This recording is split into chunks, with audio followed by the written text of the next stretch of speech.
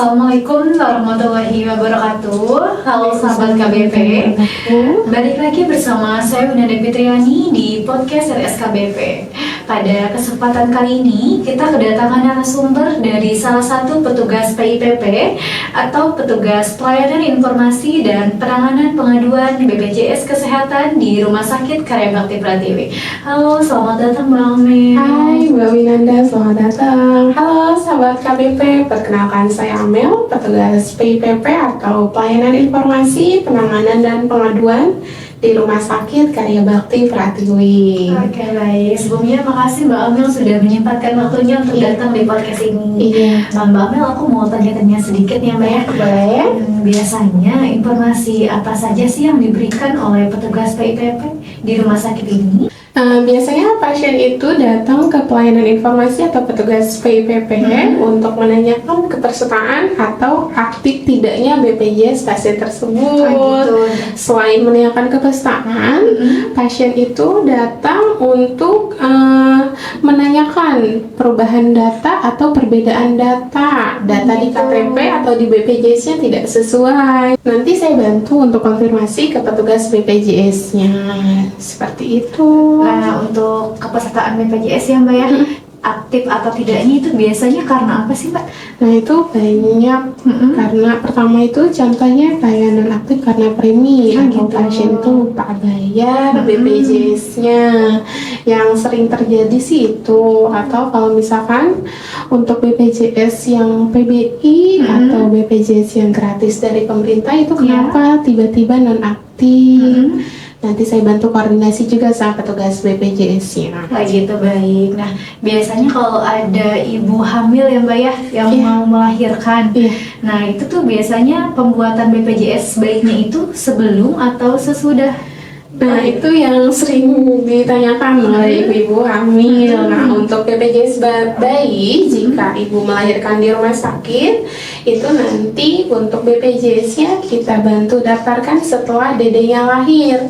Jadi sebelum tidak ada daftar BPJS sebelum dedenya lahir atau calon bayi itu sekarang tidak ada. Gitu. Jadi BPJS bayi itu bisa didaftarkan di rumah sakit setelah dedenya lahir. Gitu, baik. Nah Mbak, biasanya kan ada ibu lahirannya malam, sedangkan petugas PIPP-nya itu tidak ada. Nah itu gimana Mbak? Ya baik, untuk petugas untuk penginputan bayi itu dari BPJS-nya pun ada waktunya dari jam 8 sampai jam 3. Nanti kita bantu masukkan aplikasi. Kalau misalkan emang lahirnya malam, nanti kita bantu besoknya lagi untuk penginputannya. Baik, Mbak Amel, biasanya hal umum apa aja sih yang ditanyakan pasien kepada PIPP itu? Hal umumnya itu contohnya kalau misalkan pasien berubah dan dia tinggalnya bukan di Bogor, jadi kesini hanya sementara aja, atau menanyakan untuk perihal pindah paskes atau fasilitas pertama, itu nanti saya jelaskan untuk alurnya seperti apa. Nah, gitu, baik. Itu kan tadi dari pelayanan informasinya ya Mbak ya. Nah, kalau dari penanganan pengaduannya, ini kan banyak banget nih pasien yang komplain pasti ya Mbak ya. Itu biasanya terkait apa Mbak? Nah, untuk pasien pengaduan itu terkait yang saat ini sih mereka terkait denda ya, denda pelayanan pada saat pasien rawat inap. Itu kenapa ada denda? Karena pasiennya itu telat bayar. Jadi untuk pasien yang telat bayar iur itu nanti pada saat masuk rawat inap itu ada denda selama 45 hari. Nah, kadang pasiennya itu nggak paham atau nggak ngerti kenapa saya udah bayar iur tapi saya harus bayar dendanya lagi. Gitu, baik. Kan karakteristik pasien itu beda-beda ya Mbak ya, pasti butuh kesabaran yang luar biasa. Nah, bagaimana sih cara Mbak Amel menghadapi karakteristik pasien yang berbeda-beda itu? Untuk pasien yang berobat ke rumah sakit itu kan karakteristiknya berbeda-beda. Kadang kalau misalkan sudah kita jelaskan, itu banyak pasien yang masih belum paham. Jadi ya harus lebih banyak bersabar ya.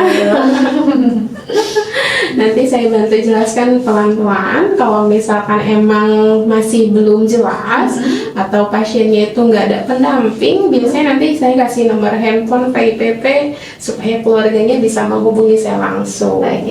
Oh iya Mbak, gimana nih kalau ada pasien datang ke rumah sakit ingin menggunakan jaminan BPJS, sedangkan beliau belum punya kartu BPJS, nah itu gimana Mbak? Oke, baik. Pertama itu nanti kita minta identitasnya seperti KTP, itu nanti kita cek di NIK-nya, karena sekarang untuk BPJS itu bisa cek melalui NIK. Jika memang di NIK-nya sudah ada, artinya pasien itu sudah terdaftar untuk BPJS. Jika pada saat dicek NIK-nya itu tidak ada atau tidak terdaftar, itu nanti pasiennya kita arahkan untuk daftar bisa melalui aplikasi BPJS atau melalui WhatsApp Pandawa BPJS. Itu baik. Oke Mbak, dari semua yang Mbak Ami jelasin ya, ada nggak sih saran atau masukan yang mau disampaikan kepada sahabat-sahabat KBP di sana? Oke, baik. Untuk sahabat KBP, jangan lupa untuk membayar BPJS sebelum tanggal 10, dan untuk mengecek kepesertaan bisa download aplikasi BPJS namanya Mobile JKN. Dan kalau misal butuh informasi mengenai BPJS di Rumah Sakit Karya Bakti Pratiwi, itu nanti bisa langsung ke petugas pelayanan informasi BPJS Kesehatan. Jadi setiap rumah sakit itu sekarang sudah ada pelayanan informasi BPJS Kesehatan. Pasien itu sekarang tidak perlu jauh-jauh ke kantor BPJS jika untuk menanyakan kepesertaan aktif atau tidaknya. Untuk pelayanan informasi di Rumah Sakit Karya Bakti Pratiwi itu ada petugasnya dengan saya Amel dan Mbak Dila. Dan jam kerja kita itu ada 2 shift, dari jam 8 sampai jam 9 malam. Oke baik, untuk sahabat KBP di luar sana yang datang ke rumah sakit kami, jika membutuhkan informasi lengkap mengenai BPJS Kesehatan, bisa datang langsung ke pelayanan informasi, bertemu dengan Mbak Amel atau Mbak Dila ya Mbak ya? Betul. Ya, yang ada di depan radiologi. Baik, sebelumnya terima kasih Mbak Amel sudah menyempatkan waktunya untuk datang di podcast ini. Semoga kita ketemu di podcast-podcast berikutnya. Bye! Bye!